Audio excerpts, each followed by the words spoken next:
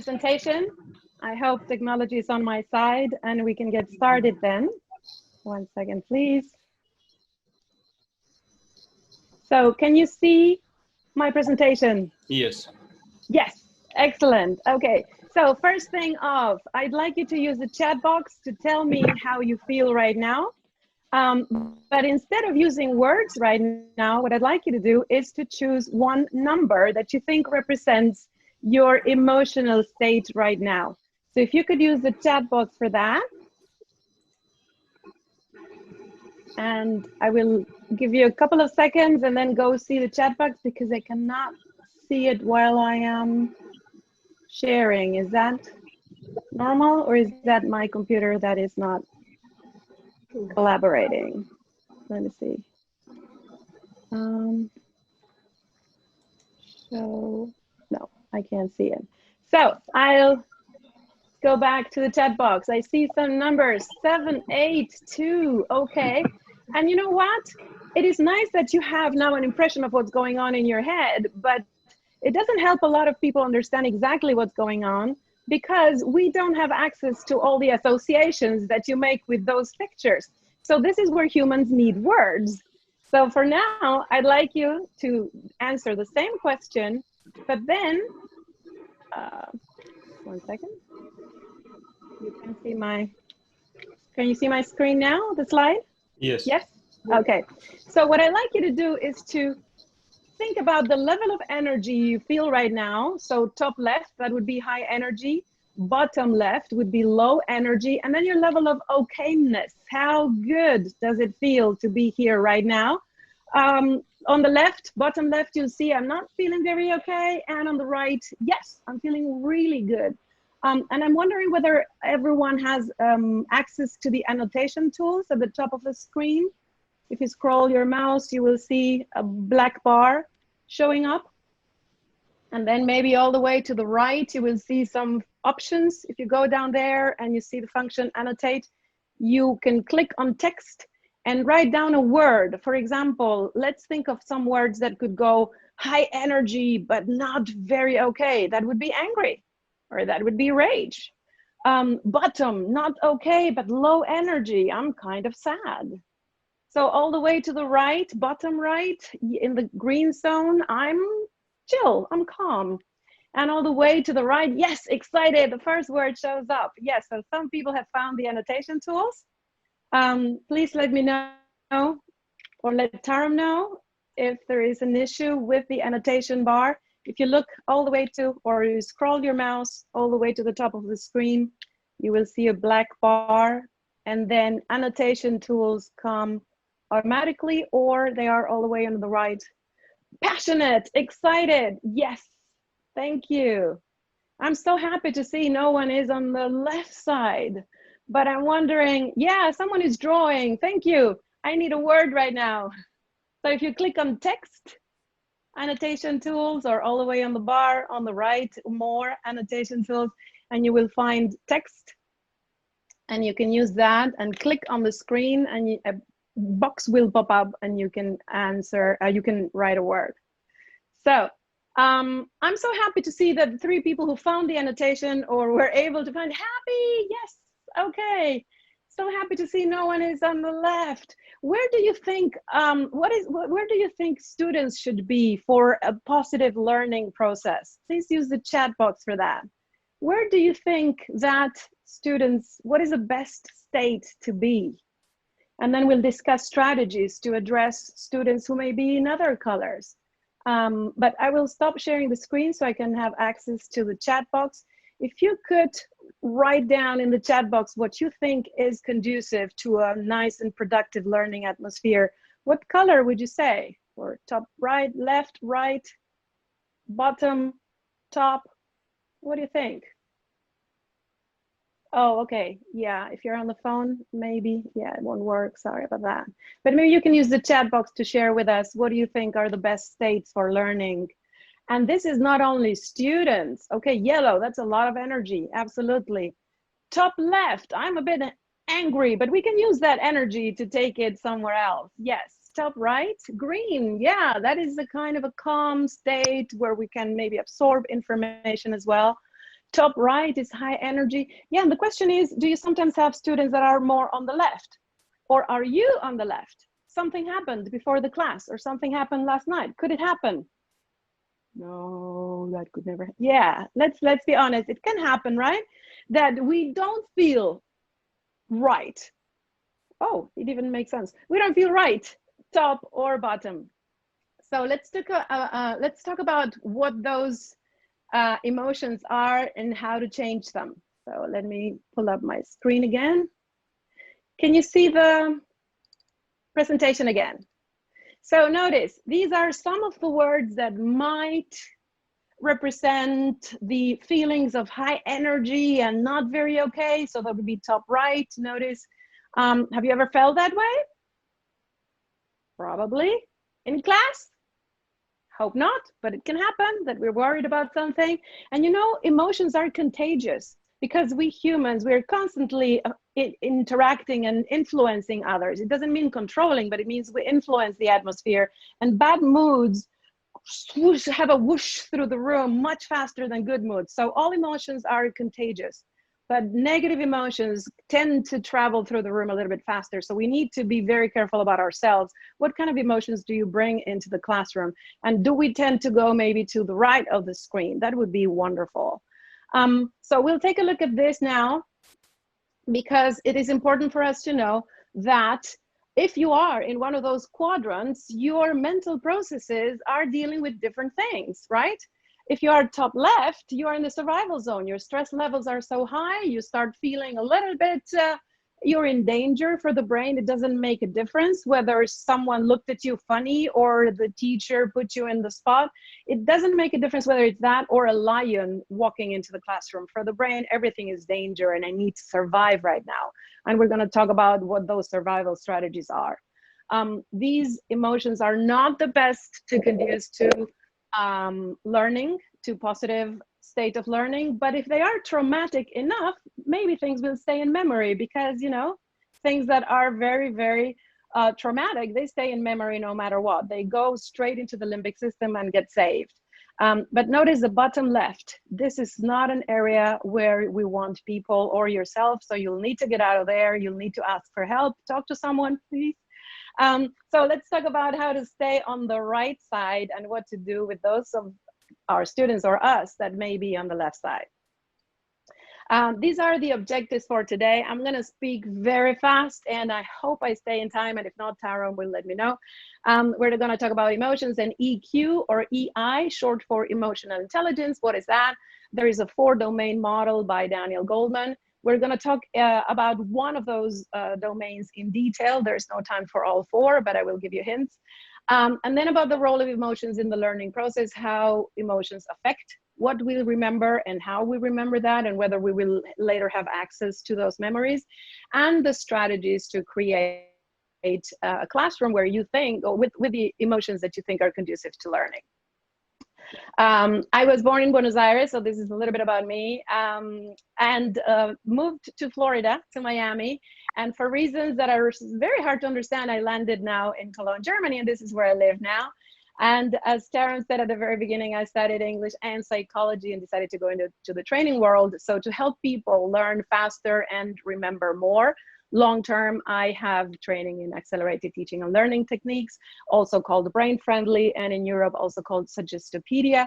And that means that humans learn differently from what we tend to believe, which is sitting down, listening to someone dump content on us. That is not the easiest way to learn. So no wonder some classrooms are in trouble.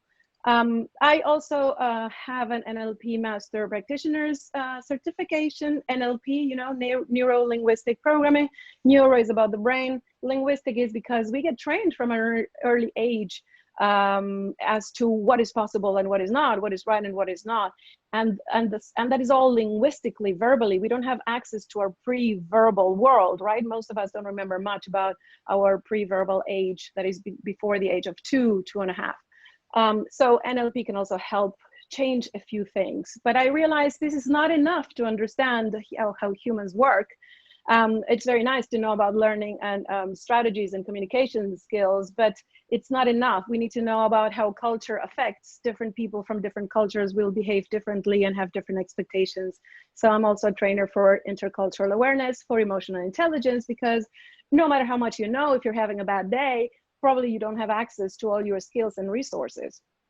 So this is why I became a trainer for that, and also realized that stress does a great deal of, or has a huge impact on our performance. So I'm also a stress management trainer and coach, and I'm also a systemic coach. I can help people identify their resources and apply them where they are not doing that. So probably that's where the areas where we don't feel so confident. And I just finished writing my thesis for a postgraduate degree in conflict resolution and mediation. And I put all this together in, I try in my courses and training workshops. I work mostly now in the corporate world, but I love helping teachers deal with little humans. So what is EQ and why is it important? Can you, maybe you don't have the definition of EQ, but maybe you can have a picture in your mind of someone you think is emotionally intelligent. So can you use the chat box for a second and let me know, what do you think is emotional intelligence? How do I identify people? What do they do right? Or what are the benefits of having that intelligence? So please tell me. 1 second.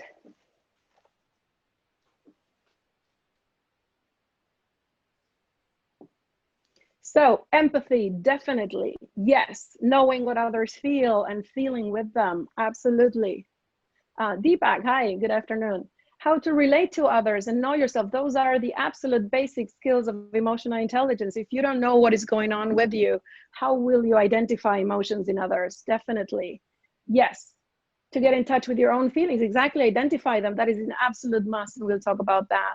And handling your emotions and those of others, absolutely. Understanding yourself. What are you doing? Why are you doing it? Why are you feeling this way? Because we get lost in our thought processes.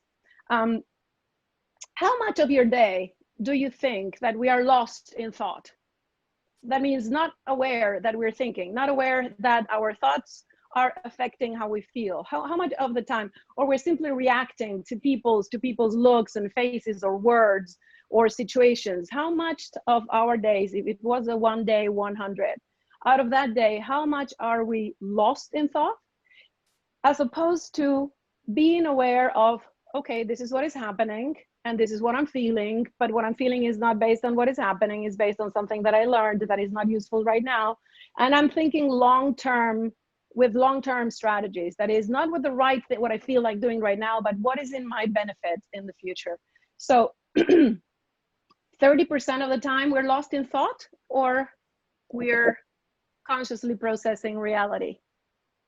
So how much of our day do you think we're lost in thought, simply reacting, doing things because we have always done them, and just repeating behaviors because that is what we do, and we save time, we don't think too much. So I need a percentage in the chat box if you could write that. How much time of our days do you think we're lost in thought? Not choosing our behavior, but reacting. 70%, yeah. 40%, you're very, very optimistic. 70, 65%. Actually, studies show that we are lost in thought almost 90 to 95% of our day. Yes, we are lost. So we live in a virtual reality. We're somewhere, but we're not mentally there. Like when you had a shower this morning, what were you thinking about? Who was having a shower with you? So what exactly was going through your mind? What were you thinking, planning, or ruminating on? We are constantly living in this crazy world that is not there. And then we miss a lot of contact with what is really happening. Sorry, I'm losing my ear pod. So I'll go back to the presentation, and I hope you can see it now. If you, a couple of people could nod, yes, okay. So this is the definition of two of the original researchers that came up with, they didn't come up with the term, but they were read in a very obscure psychology journal by Daniel Goleman. These are two professors from Yale and Princeton University, and I'll let you read in a second.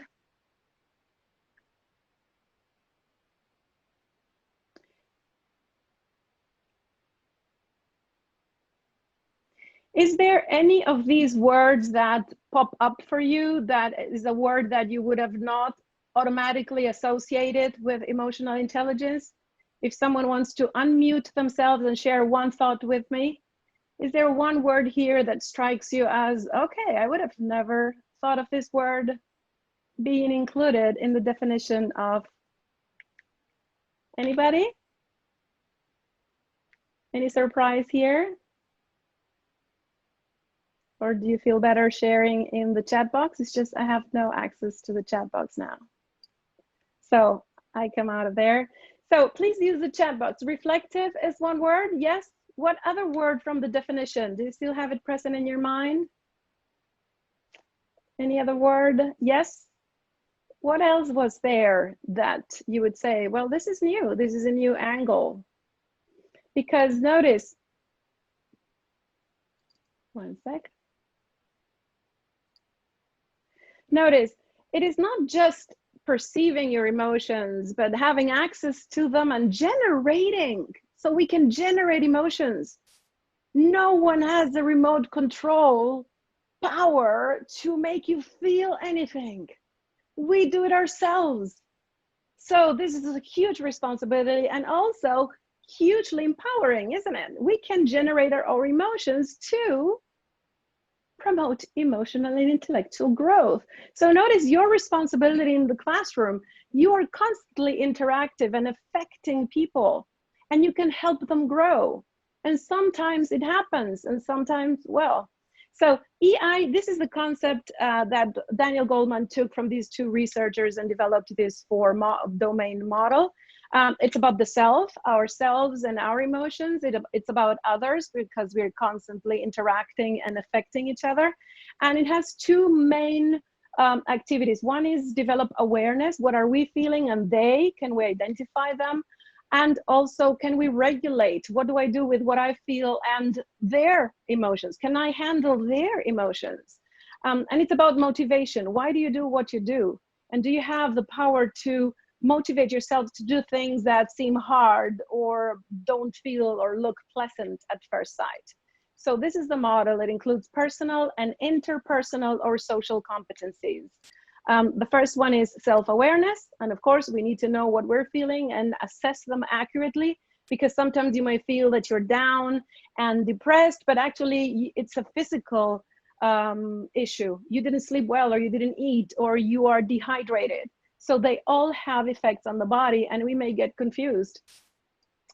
Are you able to regulate what you feel and choose your behavior based on what you're feeling and stay there, although things are not easy? Or do you run? Are you aware of other people's emotions? Can you develop empathy, although this person may not be doing exactly what you want them to do, or you expect them to do, or you judge as right? And how do you handle that relationship? How do you handle that, the emotions that others are displaying? Probably the emotions that they are displaying and not describing, right? We tend to act out emotions, but we do have words, and we'll talk about how important those words are. So this is the foundational skill. This is the one part of the four domain model that we're going to discuss today. So why do you think self-awareness is so important? We talked about that at the beginning. You suggested that we need to know ourselves, but what is the point? So if you can recognize what you feel and you can label that emotion, you will see that something happens in the brain that doesn't happen when you're just lost in thought and swimming in that deep sea of strong feelings and not knowing what to do. So can you say why you're feeling something? Because many times, because we're lost in thought and we live in virtual reality, you're not really feeling something connected to what is happening right now or with this other person. It's an old story. So are you able to recognize where they may come from? And where in your body do you feel them? Because the body will react first. Sometimes before we're even conscious of what you're feeling, your body's sending signals. So Can you make a body scan and check in your cells, where do you feel things when you're very happy or when you're sad or lonely? Where in your body do you get those signals? The faster you're able to recognize those physiological changes, the faster you'll be to label maybe the emotion and make it lower. Because a lot of people believe that once the emotion is there, there's nothing we can do. But you know what? Scientifically, they proved that emotions can only survive in your body for 1.5 minutes. 1.5 minutes. If you don't do anything to support it, if you don't do anything to strengthen it or deepen it, because we're good at that, aren't we? Ruminating, thinking about what happened, talking to people about that horrible experience, and then you ruminate about that horrible encounter you had during the day, and then a lot of other things happen during the day, but then you go home and have dinner and someone asks you, how was your day? And what do you talk about? About the 99 things that went right?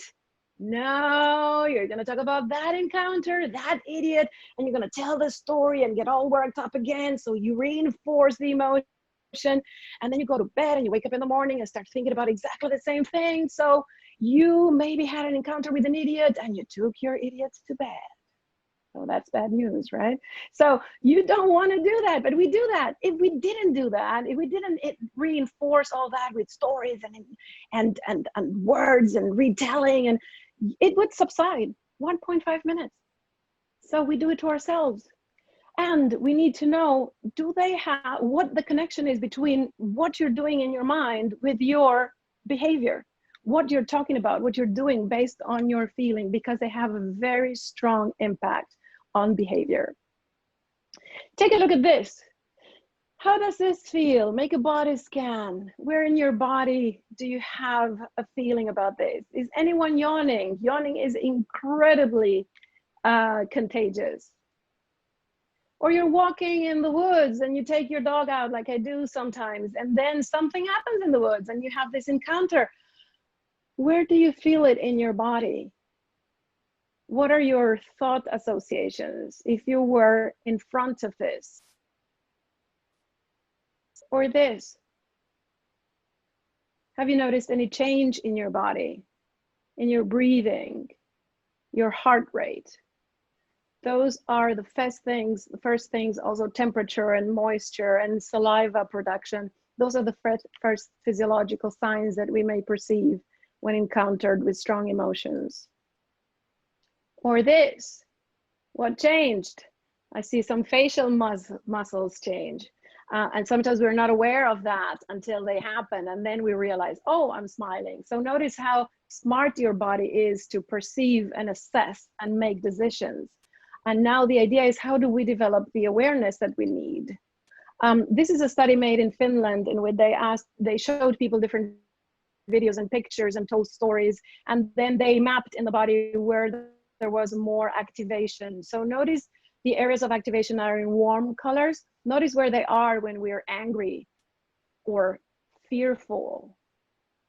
Notice when you're fearful, the arms lose a little bit of the activation because you don't want to fight your fear. You're fearful. When you're angry, you're ready to grab someone by the throat, right? We don't do that, I hope, often, but the body is ready for it. And that happened without your control, right? So, but now what do I do with this? And sometimes, have you noticed, if you're very nervous and you may start shaking, adrenaline is flooding your body. So notice that the body will react to different things, and we have a say in this. Notice envy or love. We light up like a Christmas tree, right? Depression, zero, low energy. And now, I don't know if you can read this poster in the back. The brain does not want to feel an emotion that is inconsistent with the physiology of the body. The easiest thing to change an emotion is to change your physiology. It is almost impossible to feel depressed if you're standing tall, chest up, shoulders down, chin up, and smile. It's impossible. But what do we do when we feel sad? We adopt the physiology of a sad person. We stay indoors. We stay at home. We sit on the couch. And then we reinforce that. We don't break it. You can take a deep breath, stand up, play music, or go out for a walk. You'll break the states, the emotion will be gone. But we don't. And then we get a phone call of someone who says, hey, let's go out for a drink. And what do you say? No, I don't want to go out. I feel sad. And I would like to stay in this state for a little bit longer. So we do it to ourselves, people. So the body and the mind and the heart, they all work together. They give you signals and you can change them. This adopting the position of the emotion is a two-way street. It's not that your body only reacts to what you feel. What you feel will also react to your body. So if you have the physiology of someone standing tall and confident, your emotions will kick in and you'll start feeling that way. It's a two-way street. We have this power, and we have the power also in the classroom. If students are disruptive, they may have been sitting for too long. If they have been sitting for too long, they're probably getting depressed. Low oxygen levels in the body means also low oxygen levels in the brain. The brain needs oxygen, water, and sugar, hopefully healthy sugar. But we're constantly affected by what is happening. And notice even our language refers to emotions using words referring to the body, right? So they go together and they're one. So lesson number one, we need to tame our emotions, and we can do that by naming them. Once you find the word to identify, you identified it and you find a name, you are activating a different part of the brain. We're going to shortly talk about the triune brain. You may have talked about left and right hemispheres, but they work mostly together.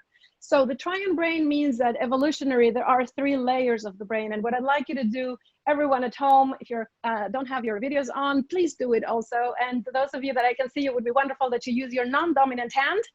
I am a right-handed, so the left with my non-dominant hand. And if you put your thumb in the middle and close your fist, exactly, and then use your right hand to cover it up. And now you have the 3 brains. This is a triune brain. Why? Because this would be your spine, and this is the back, your neck, and this is the reptilian. Or the lizard brain. This is the oldest part of the brain. Evolutionary is what we share with other animals. And then we have the limbic system, also called the emotional brain or the mammalian brain. We share that with mammals.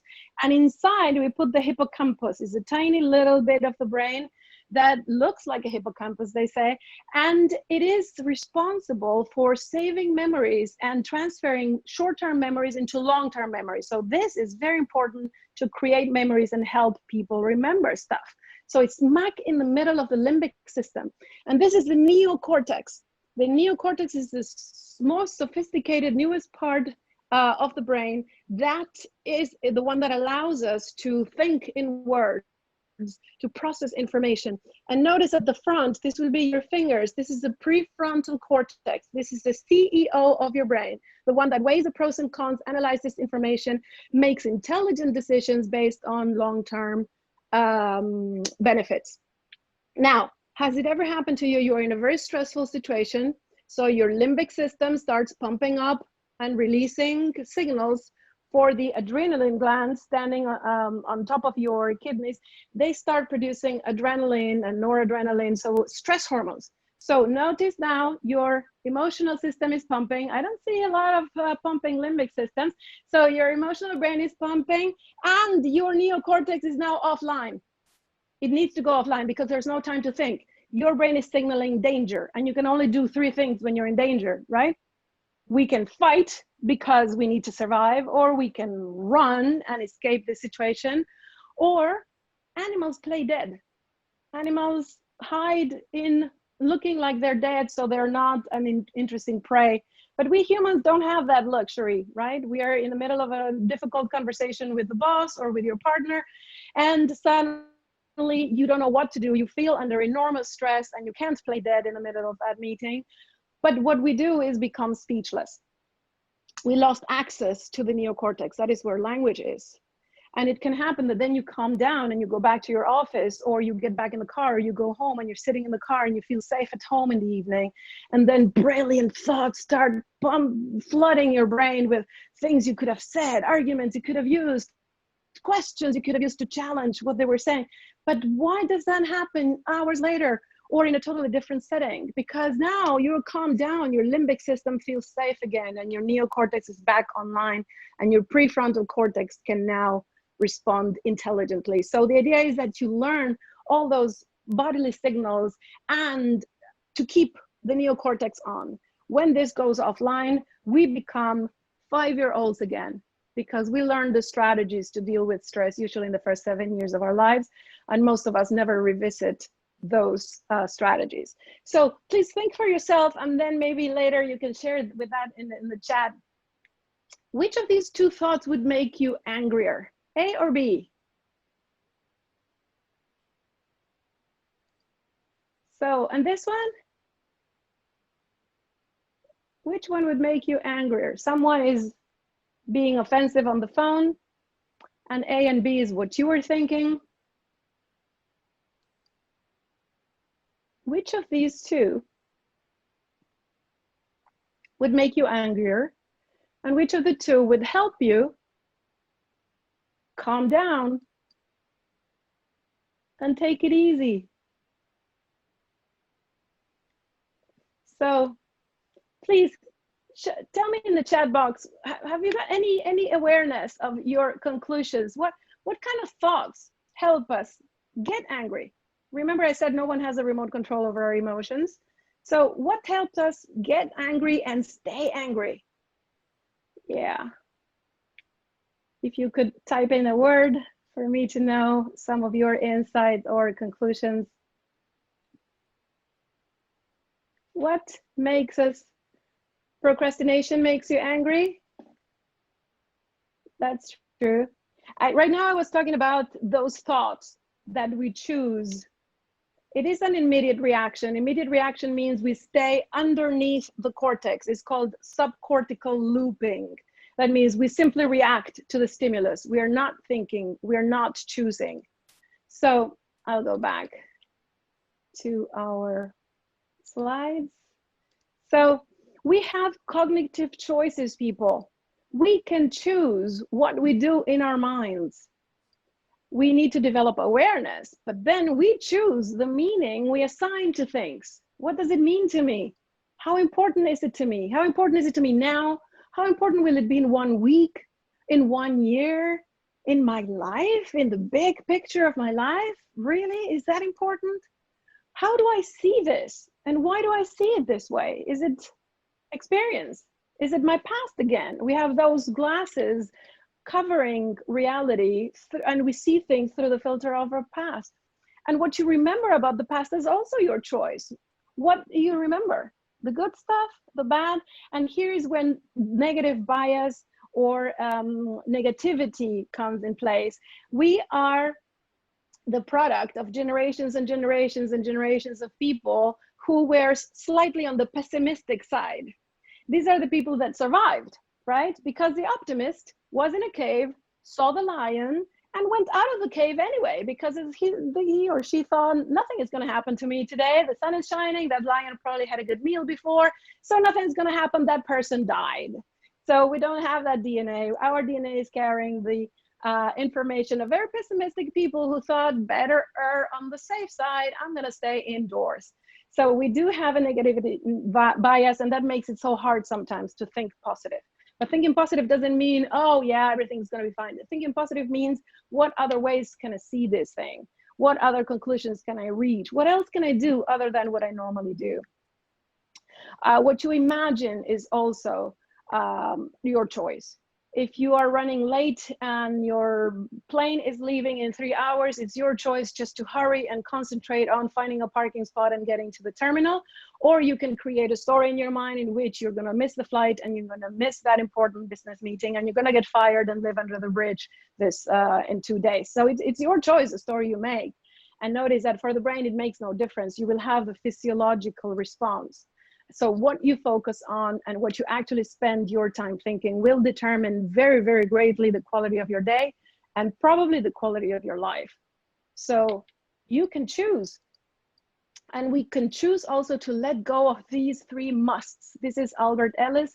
There are some interesting YouTube videos if you want to see him and watch him speak. And he talks about this and he calls it masturbation. So this is what we do. People must be nice to me. People, I must do well because people must love me. And life must be easy. It must be pleasant. And if not, I feel horrible.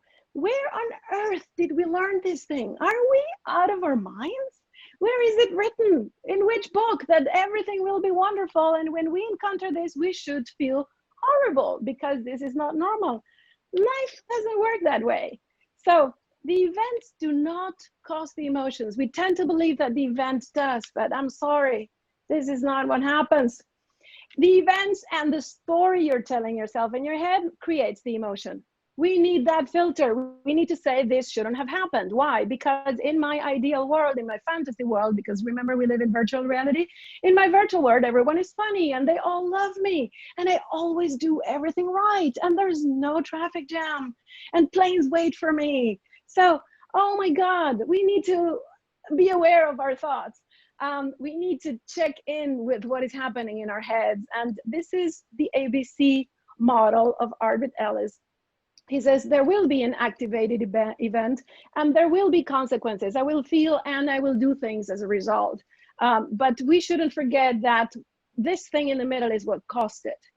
The story you're telling yourself, your assessment of the event, and I'll tell you a little story to illustrate this and on the risk of, but this is an Argentinian golfer and he had won a big tournament, one of the first big tournaments in his life. He got a big check as a prize and then he was walking happily to his car to celebrate with his family. And on the way to the car, a woman stopped him and said that she didn't have the means, but she had a very sick baby and who needed a very expensive treatment.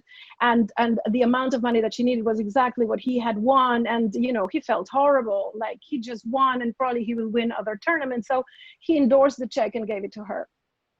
A week later, he's having lunch at the golf club and people approached him and said, you know what, someone heard the conversation and let me tell you, this woman is a fake. There is no baby. She made up the story and you fell in it, so you were really cheated out of your money. And the guy says, what, are you really telling me there's no sick baby? And they said, no man, I'm sorry. And he said, no, that's wonderful, that's the best news I heard this week, there's no sick baby, yay. So notice, you tell yourself a different story, you interpret things differently and you feel differently, life goes on mostly. So let's go on, because not only analyzing, this is part of your self-awareness program. Now we need to dispute, you need to challenge, you need to ask yourself, is that really what is happening? What other ways can I see this thing? And then you start developing, the more you do it, the faster you'll be at this. At first, it will feel a little bit, you know, like a big conscious processing. All conscious processing takes a lot of energy from the brain, right? When the conscious processing, that is the prefrontal cortex, it's the smallest part of the brain. But when it's active, it eats up 80% of the brain energy. That means we don't like using it very much. We prefer to do the automatic thing, right? Because the brain saves energy. What for? To stay alive. So we need to dispute, and probably you will learn new tools for your future, because when you dispute, you choose a more helpful thought, not one that changes reality. We cannot do that. But one thought that will let you continue functioning or being the intelligent person in the room or continuing to be happy. And if you do that long enough, you may change also your beliefs. It is possible to change them, but if you don't recognize them, if you're not aware of them, and if you don't challenge them, probably they will continue to run what you do. So this is Viktor Frankl, a survivor of the Holocaust. He was in 3 different concentration camps and lost all his family, and still came out of there and wrote books and became a neurologist. And he was a psychiatrist also, and wrote, I think, one of the best books ever called A Man's Search for Meaning. And he says there's always a space between what is happening out there and our response. And that is our freedom. That space contains the freedom for us to be different, to grow, or simply to be free from external events or circumstances. So this is Dr. Seligman. He is considered one of the fathers of positive psychology. And this is what affects us as teachers. So if we know that people in good moods have higher goals and feel more confident about their future, perform even better, and stay there, although things may not be easy, what do you think you you could do in the classroom to boost students' positive emotions. So I'm gonna go back now, because I'd really like you to think about, one second. I'd really like you to think about things that we could do in the different quadrants, right? Remember, one was the performance quadrant, top right, and then we had the calm quadrant and the burnout, and then the angry one, the survival mode. What can you do to address those emotions or to support the emotions if those are the ones in the classroom? What can you do? Any ideas? Could you write something in the chat?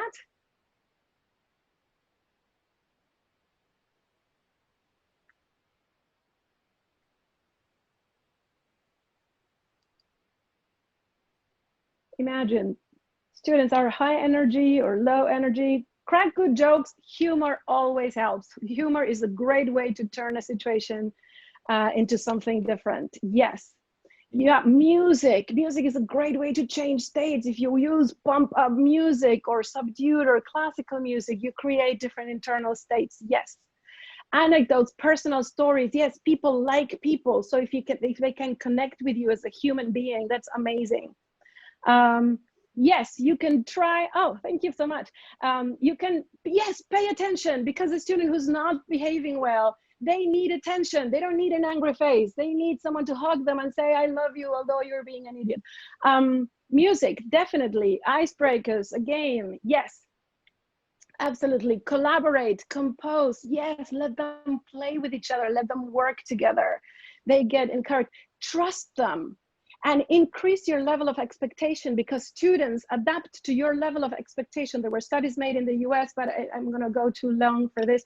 But really, if you increase your level of expectations, they will conform, because we humans are programmed to satisfy other people's expectations for good or for bad reasons. But it's survival. We need others in our lives. Yes, let them talk to each other, engage them.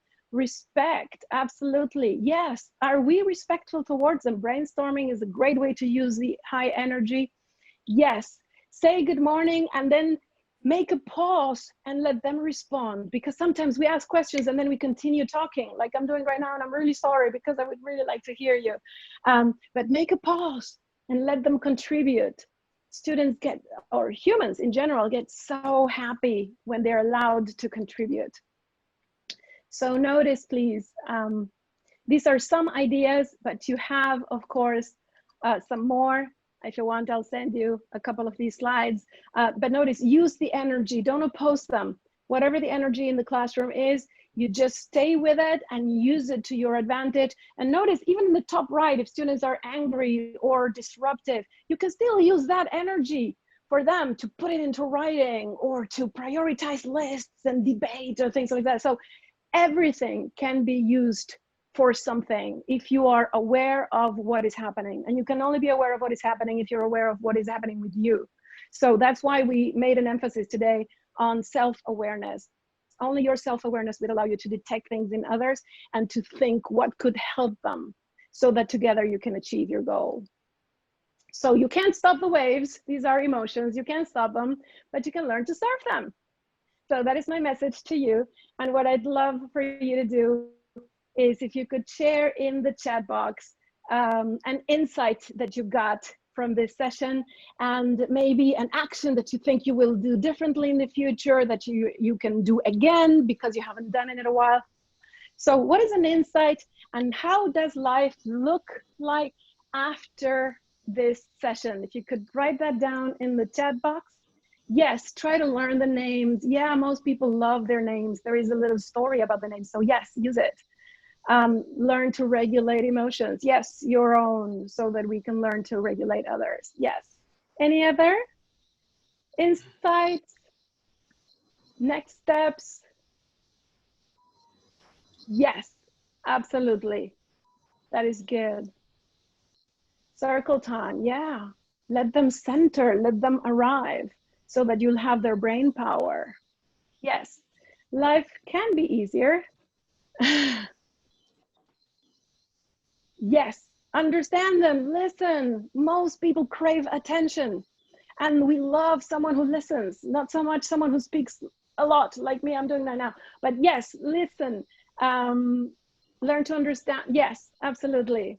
Is there anything that you're going to do in the future that that you would like to try, test, incorporate, so that you have, yes, self-awareness and collective psyche? Yeah, that was my intention. Let them talk about their, yes, they're not robots, they're little people.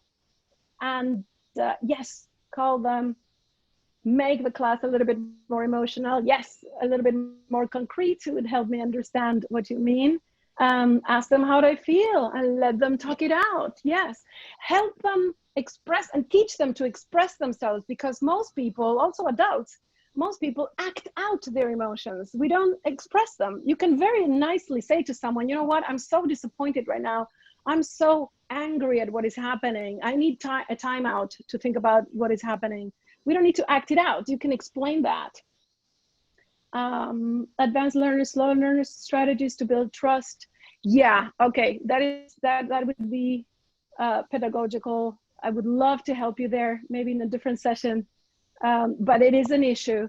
And everyone in the classroom, this is about advanced students and slow, everyone in the classroom needs to feel like the winner at one point during the hour. So make a point of addressing even the slow and help them think that you made progress. And maybe remove from your vocabulary, you're great, you're wonderful, because these are identity issues. You don't want that. Address the behavior. You did that wonderfully. You really tried hard. You improved. So address behaviors, not identity, because then people buy the title and then will never want to remove it. It's a totally different issue now. Self-control, yes. Emotional vacation. Yeah, we're going to talk about your strategies. So thank you so much. I know this has been really fast. So I would like to say only thank you so much for your attention and contributions. This is me if you want to connect, if you have questions, if there's any way I can help you. And slightly running over time, so I'm really, really sorry. So if you have more questions, thank you. That was an excellent presentation, and you have learned it from directly the participants, Patricia. Thank you very much for being with us. Yes. Thank you. Thank you so much. Thank you everyone for being there. In Q&A, we have Dr. Devang Rangani. He's asking, can we say that the more we develop self-awareness, the less we remain lost in thoughts? Yeah, definitely. That would be wonderful. And that anybody who does yoga and meditates or mindfulness training that you now have widely available everywhere, there are a lot of courses there. Mindfulness will definitely help you develop the prefrontal cortex, and MRIs, magnetic resonance imaging of the brain, have shown that there's more gray matter in the neocortex for people who meditate and practice mindfulness. So yoga, excellent. Yes, thank you. Thank you. Yes. Anyone else from the panel? Vandana ma'am, would you like to give some feedback? You're welcome. Yes, ma'am. It was really very interesting to listen to all these things. Actually, we do practice this. This is what I feel. Only thing is the way you have put it, we could relate it to what we have been in real life. Only thing is we have to now, bring it more effectively in the classroom. Can we do that? Yes. Now the question is concrete steps. What am I going to change? How am I going to start the lesson? How am I going to deal with this? Or now it's practical steps. It's necessary to think about that. Thank you. Thanks for that. Very nice. Yeah. Thank you. And Dr. Purnima Bagchi, would you like to? Definitely. This Devang Rangani, we're touching lives. Please keep that in mind. It is in your hands when you hear about very successful people who succeeded in life or overcame a horrible life event. They will always say, this person helped me. And very often that person was a teacher who was there at the right time. So yes, we're touching lives in many different ways. I think the most important takeaway in today's session is how we all should learn to celebrate differences. Yes. So thank you so much, ma'am, for curating this thing amongst ourselves. And I'm sure we'll have a lot of takeaways and try to incorporate all your thoughts in our classroom sessions. That was indeed a great session. Thank you. That would be wonderful. Wonderful. Thank you so much. Thank you for being there and taking part. And I know that we'll need a little bit of time to process things and then think about what we talked about and then how to put that into very concrete steps, because we now need the behavior, the concrete things. What am I going to do to put all this into action? So thank you very much. Thank you for the invitation, Tarum. It was my first virtual talk, and thank you so much. It's our first virtual conference, you know, and you people have made it a success. Like we have two of you on board, Rakesh Banoth and Patricia. And you have been with the previous sessions as well. So, you know, like you could see the joy of the participants. So, you know, like I'm really happy that everyone is happy. Yes, definitely. It was an excellent event, and I'm so happy to be a part of it. Thank you. Thank you. Thank you very much, Patricia.